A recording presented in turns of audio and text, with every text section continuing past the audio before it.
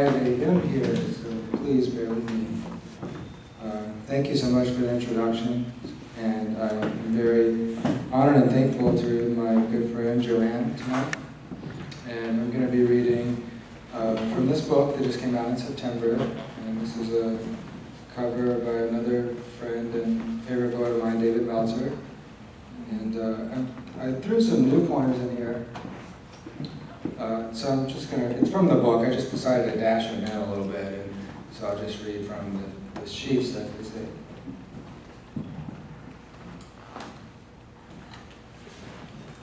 Hazy now, these Edens dozing through the day. Strange, they show up later, old oblivions left from the blotter. Hazy now, these Edens, the feeling lasts for days. Strange how we fail remember a determined will to match the flame. Night school. Off hours, I inhabit a roll-top desk and read in waves to let the voices war. Dead names ignited with a pilot. The brightest ones are stars of the same order, hard looks that fall apart on entrance.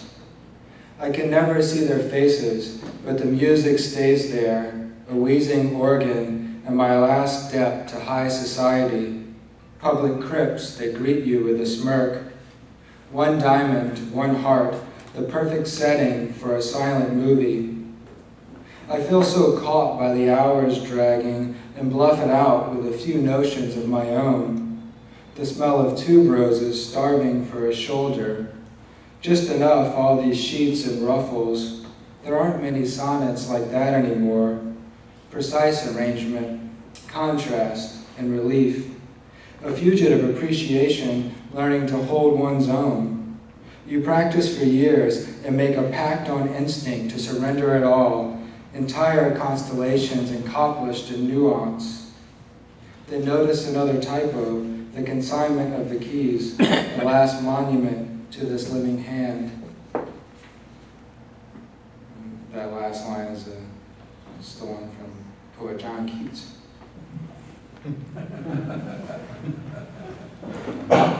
Lived in bars.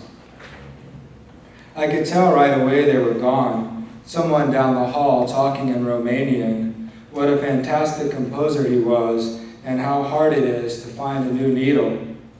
You press your face against the wall. Harsh words, missing a few teeth in derisive in tone. Hand over the money or go back to bed. 2 new tattoos and a table of anti-aging creams. Original editions left to the fingers. She shall be home in a half an hour. This means 2 days in certain Gregorian chants. I'd rather be trapped in this room without talent, not vulgar, given to drink and flirtation. She is in blood red today with a black brooch, not as simple as a throw-over, but random enough to cover the punctures. And this poem is after my friend Sarah Kane's show at the Anthony Meyer Gallery in San Francisco. It was very curious because there was like 5-year-olds walking around with heels with champagne, and I couldn't get one from them. As if only atmosphere. We want them back and get so wolfish at times, impending moods stuttered to relieve. I would like to think other triggers, but instead choose love unbound. Our moments are silent tinges, hovering veils that hold the room. A new poem in the world, it seems ripe again, all other confusions mended, any distance no longer necessary. We go through periods of worship, then learn to silence the shortcomings, makeshift altars we destroy with our mouths, our hands. They laugh at us, writing things, living them, opening doors for one another, servants of the sleeping we wake to speak through. Real life isn't like this, stuck here in bed with wind and rain. I wish a crowded bus stop, cement steps that lead to grass, or a headdress touching the clouds. Yeah, I think that's more like it.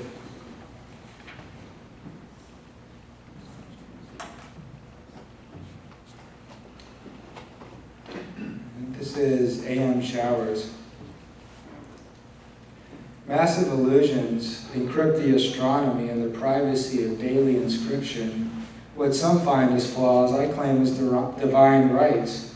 Do not try to follow me. It's up to you to stake out your own fortress. This file confirms the chosen. This one determines the voltage. I always imagined a slow burn on entry is not the afterlife I was looking for. If the sun would just set on my fingertips again, I could make it to the other side and harvest the poppy in silence. Allow me to go instead, but first bring my ghost to Calvados.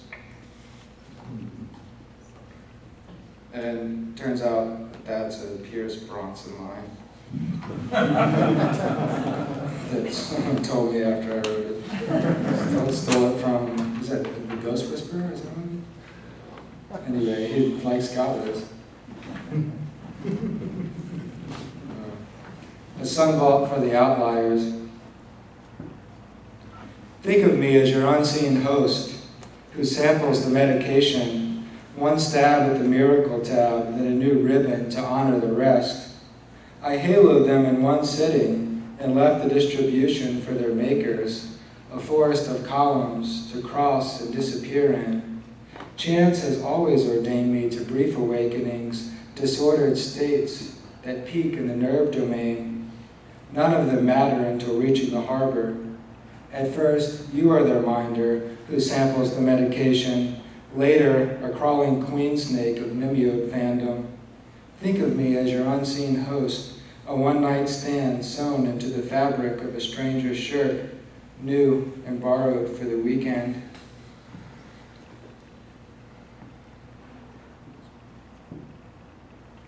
These are just some new poems I kind of dished together.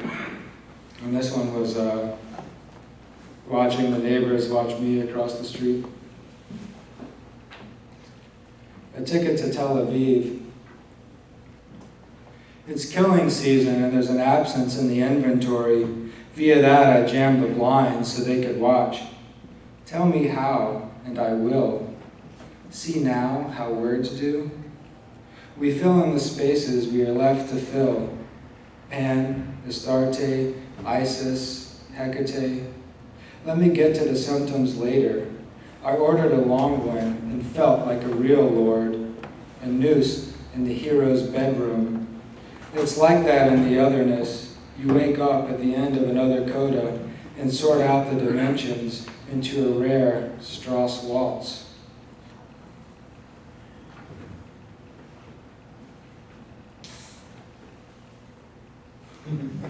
How's everyone doing, all right? All right. So this poem was often have dreams that turn into poems that turn in, as we all do. I guess it's extra sensory perception. But with this fellow that's from out here that I didn't know his name, and had a dream that he passed away, and then read in a newspaper article the next day that he did, and found out his name, which is encrypted in the poem. Name is. A few miles off. Too many are leaving. Usually they greet and sleep before dashing, as in today with this gentleman. Awkward not to type his name, when yesterday in the shower I remembered his face at Aardvark. Something about NWA, but not about them, just a Plague reference. There were newspaper clips, all police brutality, all framed with snow. And I vaguely recalled something about Uma Thurman and the Menils when the guard ushered me out for touching the African sculptures. I waited in the lobby for hours, like this morning, reading that he overdosed. It was a hotel, and I didn't even know him, and I don't even know his work.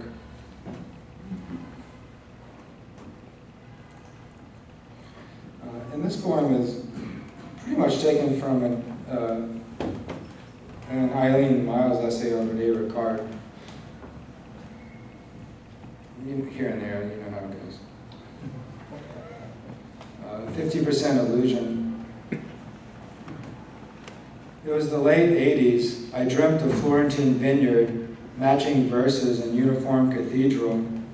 She had a Tiffany blue book and wrote about boys, not the young and vulnerable ones at the Whitney amateur screenings, more like those in Dora Mara's photographs, diverse in appearance and sheer on reserve. I appreciate her gallantry, Arthur Dove in a ring of paint, blinding lights that moved to vapors. She was doing thick diagrams of estates and insisted I take one of hers.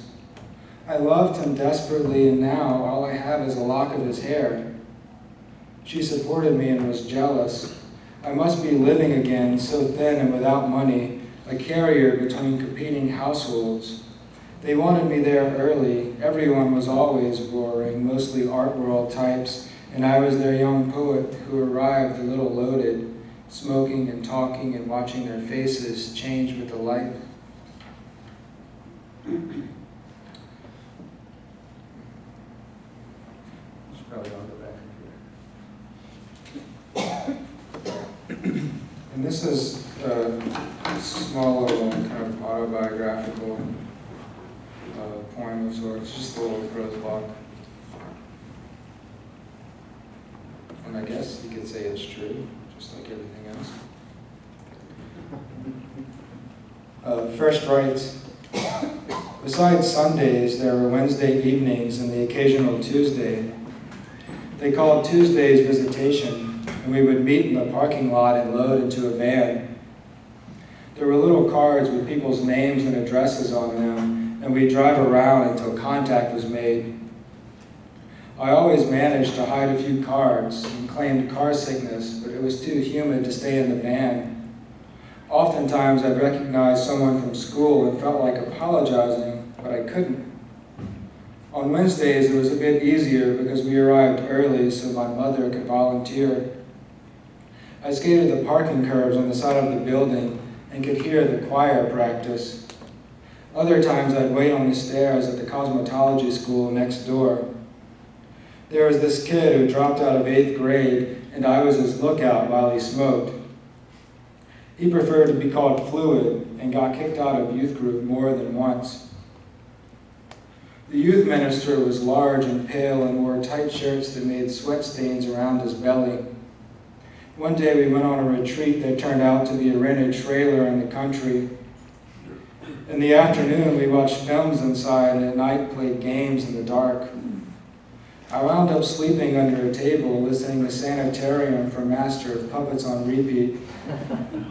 The following morning my headphones were taken away so that I could be open to the message. Other retreats included all-night bowling and Friday night lockup. Arrival was at 10 and they would keep us awake with caffeine, sweets, and more games. I frequently got nervous being separated into groups and remember once winning a race in the foyer wearing high heels. Later, I escaped to the pews of the sanctuary. It was pitch black and I found myself standing in a drained baptismal with white robes hanging over the windows. It was strange to see where all those people went after the altar calls. Those were on Sunday mornings and the services were very long and formal. It was more important to sit behind the older ladies so that you could sleep behind their hair. After the closing song, I'd wait in the car seemingly for hours, listening to mixtapes, mostly Suicidal Tendencies or Maiden. Then we'd drive to a Chinese restaurant or go to this pizza place that had a buffet. I'd watch the others play video games, but most of the time I'd just go outside. The clouds were always cumulus, and some afternoons you could hear the wind and think about what it'd be like to be somewhere else. It didn't really matter, though. Maybe I could get dropped off at a friend's, watch Kung Fu theater, or skate the mini-ramp in the backyard. He had twin sisters, and we could do whatever we wanted. I think I have a handful or a grip left. Octaves later for John Coletti. Beyond the nerve tonic, I came up rather quickly.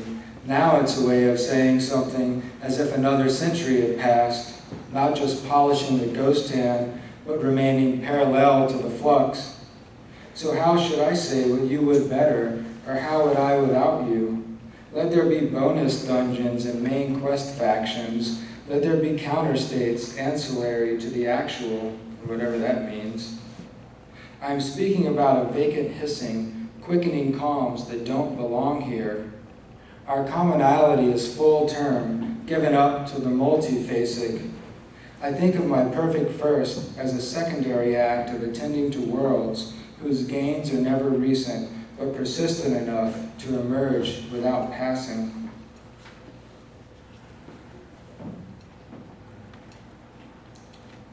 And this is just sepia.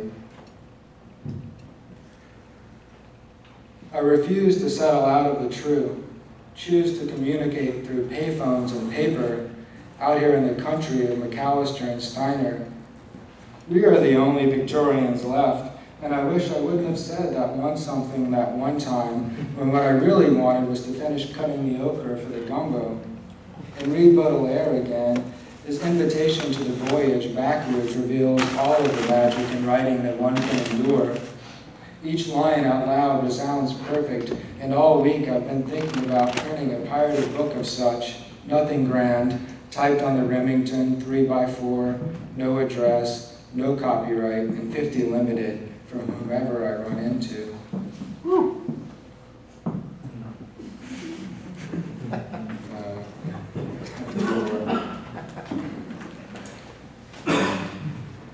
Rare hues. Left to my own conduits, I use no interior vita except a harmony and contrast. According to the traversals, all the others are capable too. As an interval between, do prior transparencies count for conveyance? I prefer to court the irrational and meet the geometry on their terms, not to imitate but interpret. At least that was the escort. I didn't mean to assign ordinations, papyrus coffins as souvenirs to the zone. In the blur, established illusions turn preliminary regardless. The hues are rare, yes, but among my friends, the subtractions are real. And 3 more poems, is that cool with you guys? Yeah. Or, sorry, 4. Unless I mess up again.